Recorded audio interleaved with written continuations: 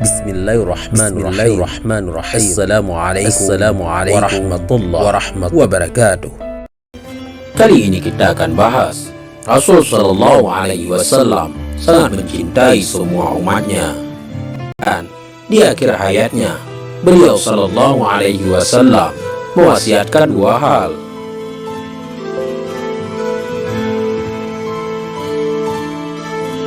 Jagalah sholat dan jagalah orang-orang lemah di antaramu. Umatku, umatku, umatku. Adakah sepanjang sejarah seorang pemimpin yang seluhung dan sedalam itu cintanya kepada umatnya? Pasti tak ada. Beliau tak memikirkan dirinya, keluarganya, orang-orang dekatnya saja, tetapi semua umatnya, termasuk kita yang hidup di akhir zaman ini, yang tak pernah berjumpa dengannya. Tetapi alhamdulillah, dikaruniainya iman kepadanya subhanahu wa ta'ala, dan pula Rasulnya Shallallahu Alaihi Wasallam. Suatu hari diriwayatkan Rasul Shallallahu Alaihi Wasallam sedang berkumpul dengan sejumlah sahabatnya. Beliau Shallallahu Alaihi Wasallam berkata, "Aku sangat rindu kepada saudara-saudaraku." Abu Bakar Siddiq yang ada di sisinya berkata, "Ya Rasul, bukankah kami inilah saudara-saudaramu? Kami selalu ada di sisimu." Rasul Shallallahu Alaihi Wasallam berkata, "Bukan, kalian adalah sahabat-sahabatku." Sahabat lain berkata, "Ya Rasul, kami inilah saudara-saudaramu. Kami rela mengorbankan apapun demimu." Rasul Shallallahu Alaihi Wasallam kembali berkata, "Bukan, kalian ini sahabat-sahabatku.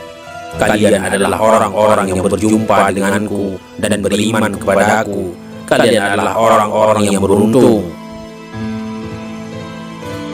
Adapun saudara-saudaraku adalah orang-orang yang tak pernah berjumpa denganku, tetapi mereka beriman kepadaku. Mereka pun adalah orang-orang yang beruntung."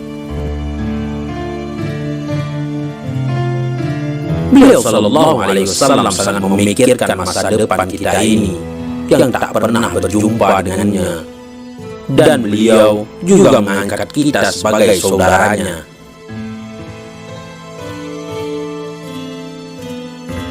Sahabat pena pencari hikmah, siapakah yang tak ingin menjadi saudara Rasul Shallallahu Alaihi Wasallam? Tentu semua kita mengimpikannya, malah sangat mengimpikannya. Allahumma amin.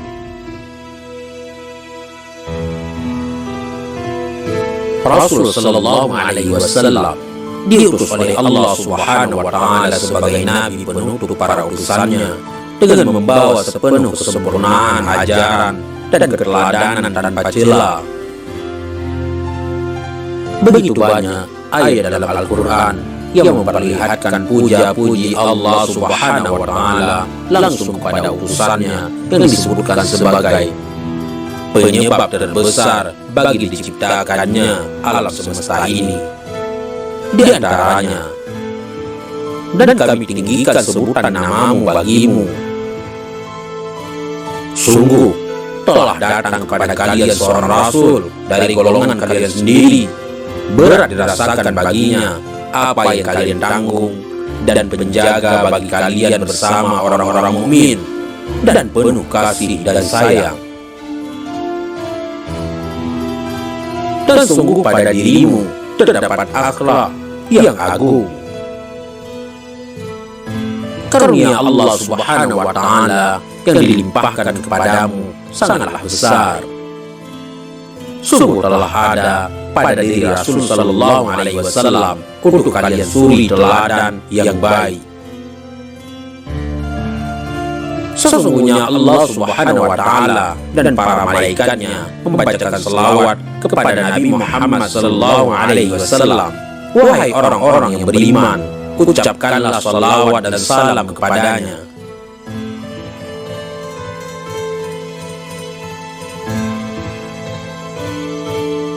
Pengutusan Rasul sallallahu alaihi wasallam ke dunia ini tidak lain dikatakan oleh Al-Quran sebagai wa ma arsalnaka illa rahmatan lil alamin, dan kami tidak mengutusmu kecuali sebagai rahmat bagi alam semesta ini. Dan Rasul sallallahu alaihi wasallam mengatakan, innama bu'istu liutammima makarimal akhlak, sesungguhnya aku diutus untuk menyempurnakan akhlak yang mulia.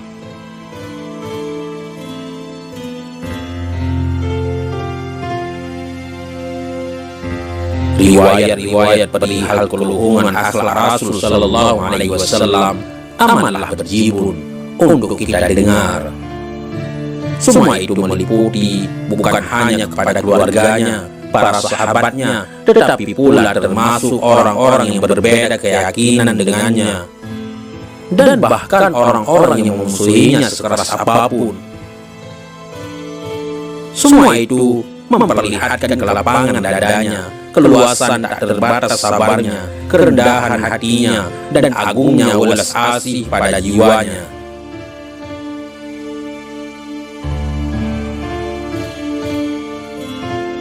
Seorang musuhnya yang hendak membunuhnya, bernama Umar bin Wahab, bagian dari kafir Quraisy, mendatangi Madinah dengan penuh dendam karena anaknya ditawan oleh pasukan Islam dalam perang Badar. Ia hendak melakukan tipu muslihat dengan pura-pura membicarakan tebusan tawanan perang. Ketika tiba di sekitar masjid Nabi Sallallahu Alaihi Wasallam, ia diamankan oleh Umar bin Khattab, lalu dihadapkan kepada Rasul Sallallahu Alaihi Wasallam dan ditanyakan, "Mengapa kamu datang ke sini?" Umar menjawab, "Aku datang ke sini hendak meminta pembebasan seorang tawanan perang." "Benarkah tujuanmu ke sini hanya untuk itu?" Umair menjawab, "Benar, tujuanku ke sini hanya untuk pembebasan seorang tawanan perang."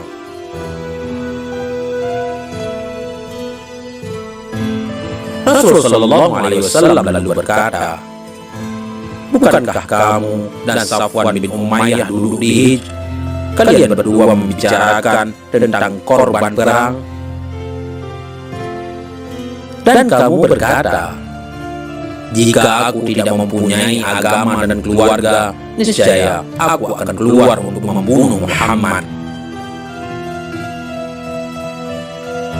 Lalu Safwan bin Umayyah menanggung agama dan keluargamu agar kamu dapat membunuhku. Hanya Allah Subhanahu wa Ta'ala yang bisa mencegahmu dari hal itu.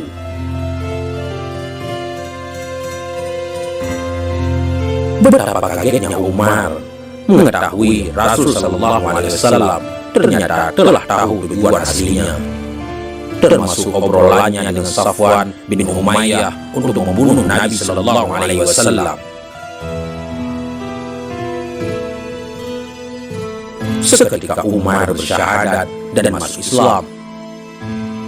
Rasul sallallahu alaihi wasallam pun memaafkannya seketika tanpa syarat.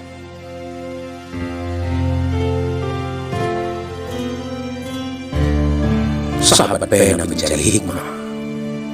Bayangkan, orang yang jelas-jelas berniat keji untuk membunuhnya dimaafkan, diterima syahadatnya. Bayangkan betapa Rasul sallallahu alaihi wasallam tak pernah menutup pintu bagi siapapun yang memasuki rumah agamanya dalam sebab dan kondisi apapun. Apakah kita kini telah bersikap selalu begitu pula kepada orang lain?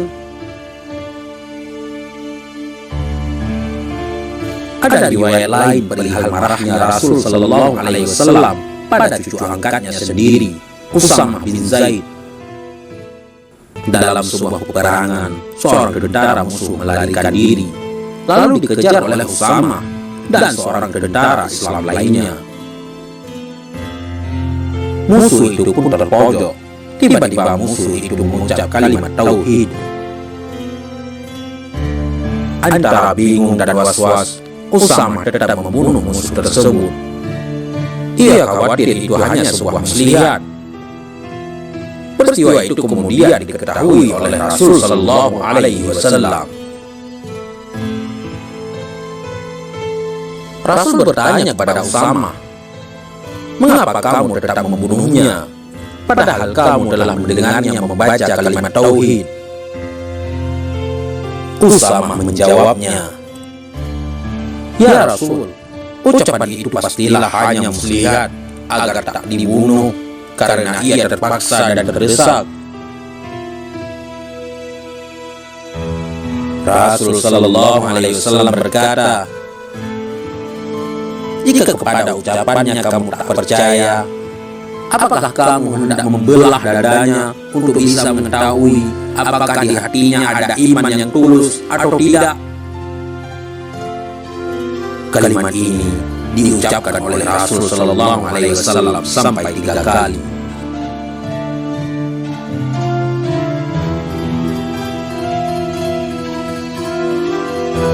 Dalam riwayat lain, dikatakan bahwa Rasul Sallallahu Alaihi Wasallam berkata dengan nada tegas dan diulangi sampai 3 kali pula, "Bagaimana kamu akan mempertanggungjawabkan kalimat tauhid itu di hadapan Allah Subhanahu wa Ta'ala kelak?"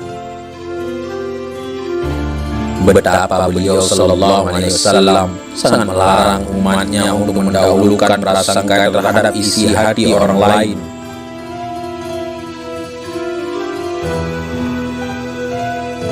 Sahabat pena pencari hikmah, cukuplah ini buat kita jadikan pelajaran bahwa ucapan seseorang adalah kebenaran. Soal hakikatnya di dalam hati, biarlah menjadi urusannya dengan Allah Subhanahu wa Ta'ala yang Maha Mengetahui. Riwayat lain mengisahkan tatkala Rasul Sallallahu Alaihi Wasallam pergi ke Taif bersama anak angkatnya, yaitu Zaid bin Haritsah. Ini sering disebut sebagai hijrah pertama Rasul Sallallahu Alaihi Wasallam sebelum ke Yathrib. Tekanan keras dan brutal kaum kafir Quraisy mendorong Rasul untuk pergi ke Taif dengan harapan mendapat perlakuan yang lebih baik dari masyarakat dan pemimpin Taif.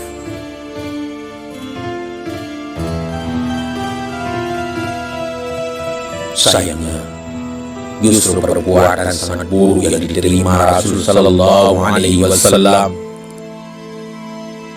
Mereka diusir dari Taif, bahkan di tengah jalan diserang dengan lemparan batu-batu. Tubuh Rasul Sallallahu Alaihi Wasallam sampai memar-memar begitu rupa. Begitupun tubuh Zaid yang berusaha melindungi Rasul Sallallahu Alaihi Wasallam.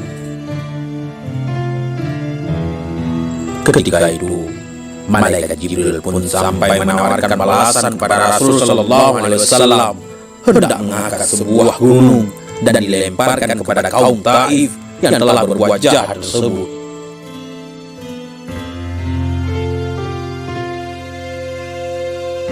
Sahabat pena mencari hikmah, tapi Rasul Sallallahu Alaihi Wasallam mencegah dan berkata, "Jangan. Kalaupun mereka tidak beriman kepada aku sekarang, semoga dari anak-anak cucunya kelak ada yang beriman kepada aku."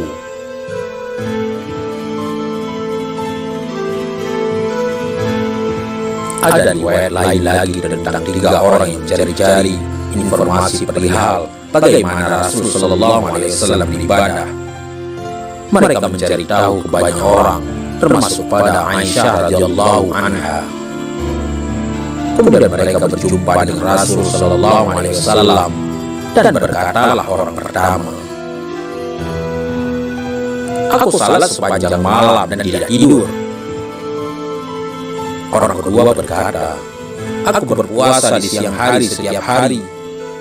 Orang ketiga berkata, Aku beribadah sepenuh waktu dan tidak menikah agar ibadahku tak terganggu.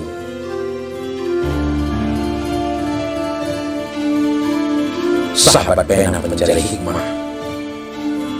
Jangan-jangan ada yang telah berusia matang dan tak kunjung menikah, sedang mereka semua mengikuti tuturan orang ketiga ini. Mudah-mudahan itu tidak benar.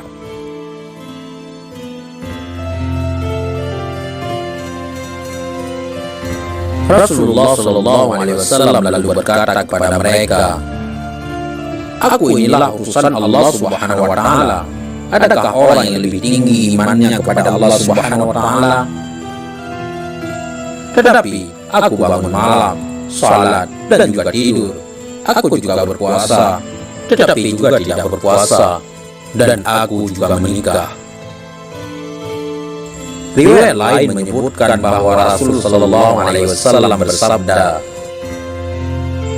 "Yassiru wa la tu'assiru, wa basyiru wa la tunaffiru." Mudahkanlah dan jangan persulit, dan berilah kabar gembira dan jangan berikan kabar yang menakutkan.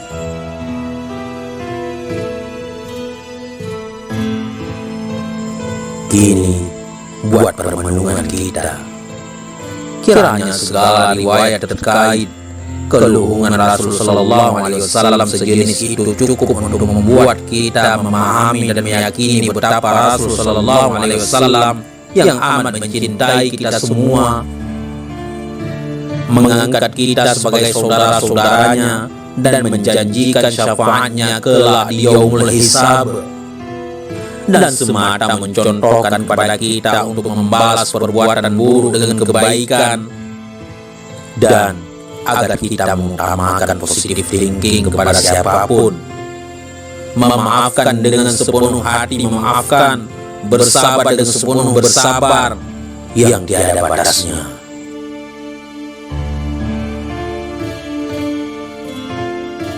Tak pernah menutup pintu bagi karunia, rahmat, dan hidayah Allah Subhanahu wa Ta'ala. Dan semua itu mencerminkan sifat welas asih dan kasih sayang maha samudra kepada semua orang, semua makhluk Allah Subhanahu wa Ta'ala. Cinta Rasul Sallallahu Alaihi Wasallam kepada kita semua merentang lebar dan dalam hingga kepada pengertiannya yang manusiawi sekali, terkait betapa terbatasnya kemampuan kita dalam beribadah kepadanya.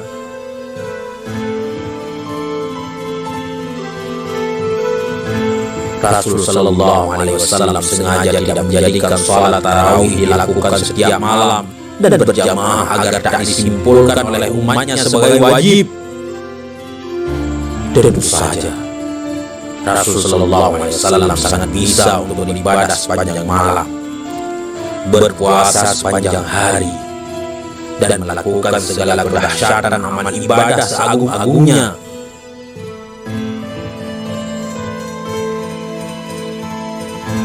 Tetapi Rasul Sallallahu Alaihi Wasallam dalam keteladanan yang sangat manusiawi buat kita tidak melakukan semua itu, tak menjadikan itu standar baku yang dikhawatirkan akan membuat kita keberatan dan kesulitan dalam berislam.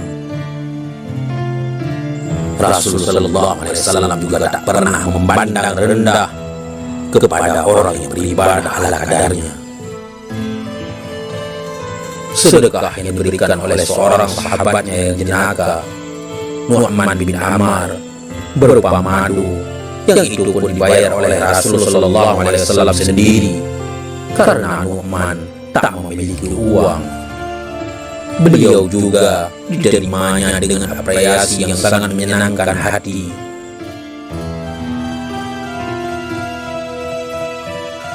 Rasul Sallallahu Alaihi Wasallam tak memandang pijik pada orang yang memberikan hadiah anggur kecut kepadanya. Beliau Sallallahu Alaihi Wasallam tetap makan anggur itu dengan sirat wajah yang sangat senang, agar hati pemberinya tak kecewa.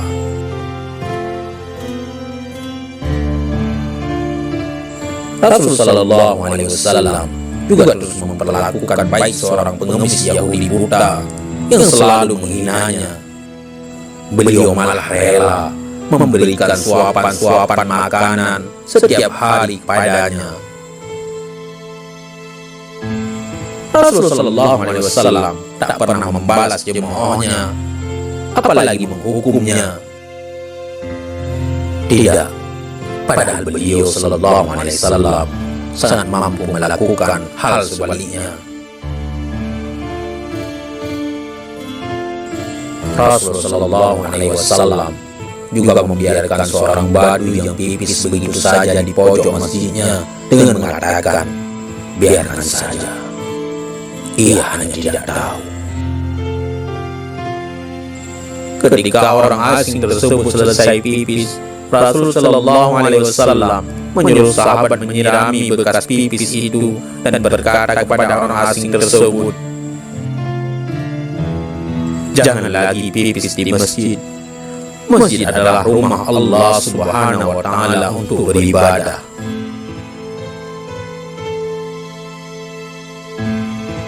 Sahabat pena pencari hikmah, mari kita jadikan perenungan mendalam di dalam sanubari kita masing-masing semua paparan tersebut.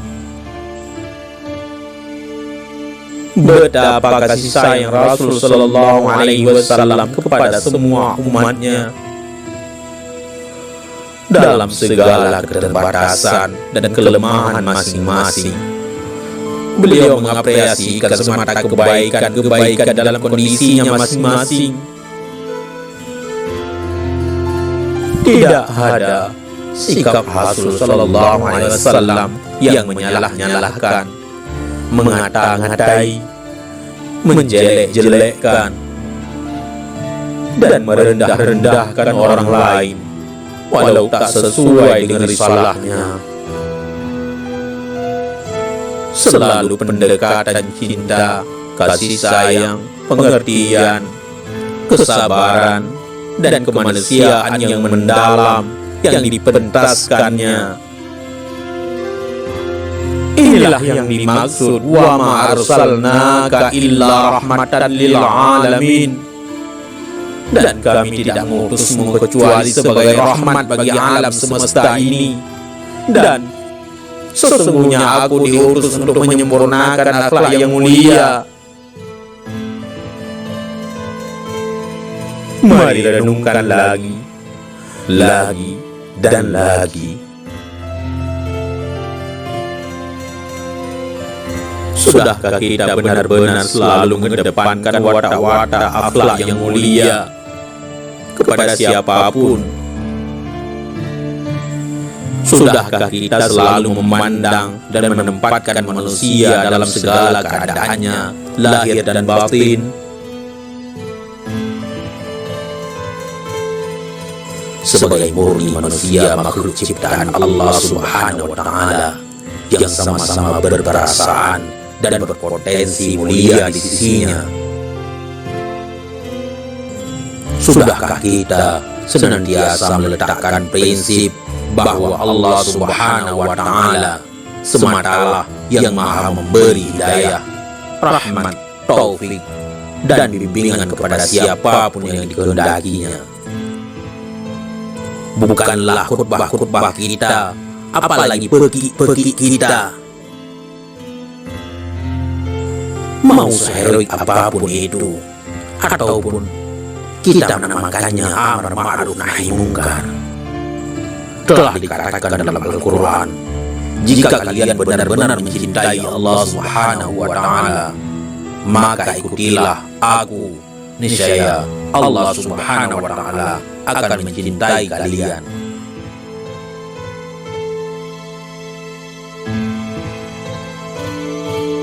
Saudaraku pena pencari hikmah,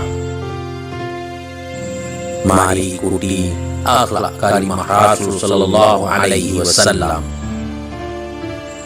Mari tinggalkan segala sikap buruk atas nama apapun yang pastilah tak sesuai dengan teladannya Sallallahu Alaihi Wasallam.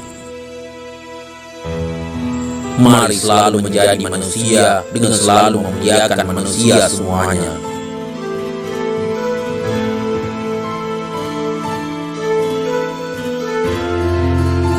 Semoga Allah Subhanahu wa Ta'ala selalu menolong kita, dan semoga Rasul Sallallahu Alaihi Wasallam menghamparkan syafaatnya kepada kita semua dengan izinnya Allah Subhanahu wa Ta'ala.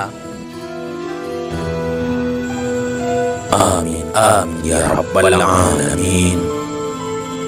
Wallahu a'lam bissawab.